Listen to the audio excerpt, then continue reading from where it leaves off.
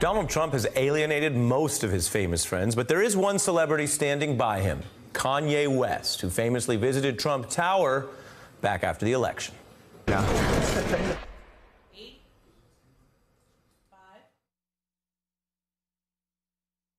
5. That Kanye West is saying he loves Trump. The rapper gave a shout out even to a Republican activist, Candace Owens, who responded on Fox today. I've spoken about Kanye West so much early on in my career here. I've said that he's the only person that is in hip-hop or that has a public stage that is willing to think independently. And conservatives like Bill O'Reilly and Alex Jones now shouting out Kanye West and denouncing his critics today.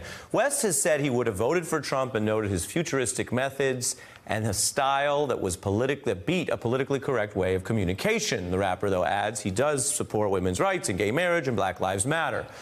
Now, look, this is important. It would be easy to dismiss all of this as celebrity musings and say, who cares what they think about politics? But, you know, it was easy for a lot of people to dismiss Trump as a crass celebrity. Now he's leader of the free world. The fact is, culture has always driven politics, and in his own way, Kanye is citing one of Trump's electoral strengths, building a political following around style and rebellion, not policy.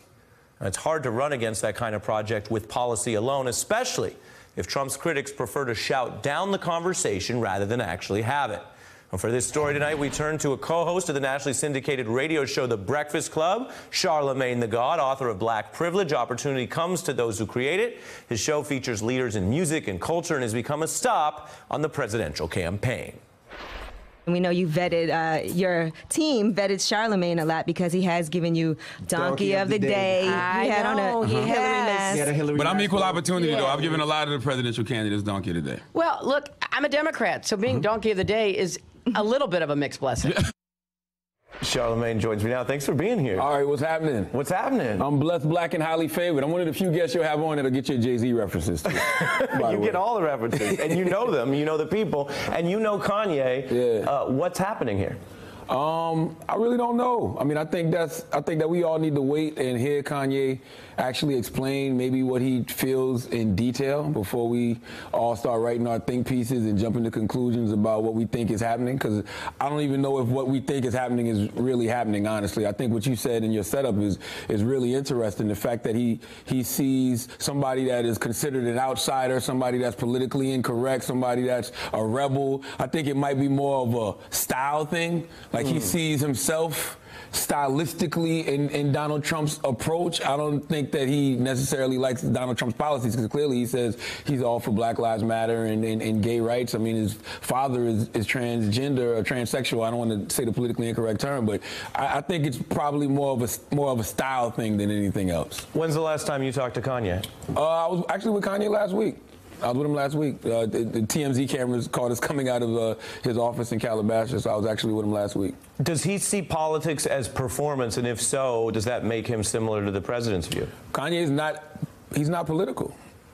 I know that may sound crazy, but in his mind, he's not being political at all. Chicago has over 600 caskets, and I got the facts to back this. I mean, his rhymes are political. Yeah, absolutely. I think that I think that's what you call socially conscious. I think that's called being aware, but that don't mean that you actually know what's going on politically. He may not even know that data. He just knows that it's a lot of murders going on in Chicago, but he probably doesn't know that exact data. A lot of your work connects with the political moment we're in because we have a president who is more interested in content than policy. Oh, absolutely. We got a celebrity in chief. That's why we don't need to have more celebrities in chiefs. Like, you know, I think that America's too obsessed with celebrity. I think the fact that our obsession with celebrity is what got Donald Trump in the White House. I think we need qualified people. We need people who know politics. Like, it's not about style.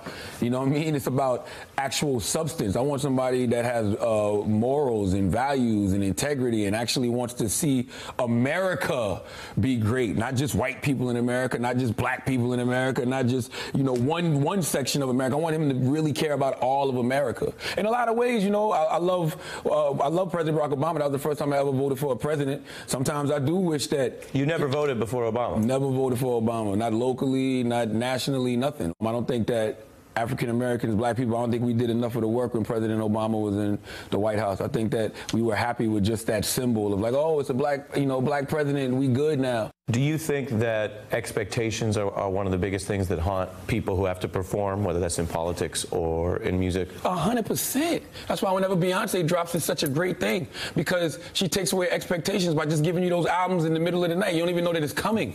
You know, you don't even get a chance to hate on it. We live in this era right now where people are really writing reviews for things before the music even comes out. Or the music might come out and an hour later they got a whole review of, oh, this is classic or this is trash. You have to take away people's expectations. I go to therapy a lot now, and my therapist always says that. My therapist says you have to stop having expectations for other people, because I get so let down in other people sometimes, or other people's opinions, and I'm like, why do I have expectations about other people's opinions? I shouldn't. I just need to let it go and just let people think how they want to think and speak how they want to speak, and we can agree to disagree. I shouldn't have an expectation about somebody else's opinions or thoughts.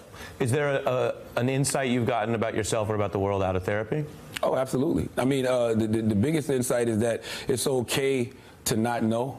You know, it's okay to constantly be striving to figure things out. You know, I'm the go-to guy for a lot of people, but, you know, who does the go-to guy or go-to woman go to when they need to speak to somebody? I even was concerned about my therapist yesterday, because I'm laying in the bed last night and I'm like, damn, yo, I wonder who my therapist talks to after she talks to me, because I'm a lot.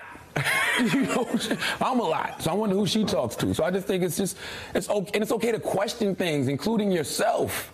Like, so it's okay to try to be strong and also know that there's weakness in you, or there's needs in you. Yeah, I think that's part of being strong. I think, you know, one of the, especially in the hood, one of the worst things that we ever made people feel like is that you always got to be tough.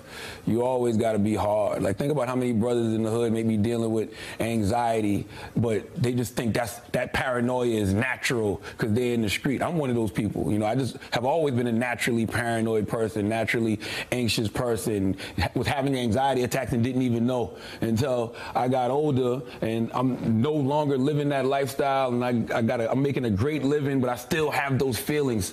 That's what made me go to therapy in the first place. So is that part of a crisis of American culture's expectations for black masculinity? Because there's a narrative around being strong, about being a super predator, about being dangerous, and then there's no space to actually be anything else. That you're being compressed at both ends. I mean, think about it. If I'm in the street, if I grew up in the hood, I got to deal with that element. But then I also got to deal with the element of just America looking at me as, like you said, a super predator, a thug. So I got to look out for criminals and other thugs or other people that may want to do me harm. And I got to worry about police officers. Like, yo, I'm a taxpaying citizen who makes a great living, a media personality. But when I get behind the wheel of my car and I'm driving through Jersey, I'm still nervous. Police officer get behind me, even if he don't throw his lights on, I feel like I want to pull over and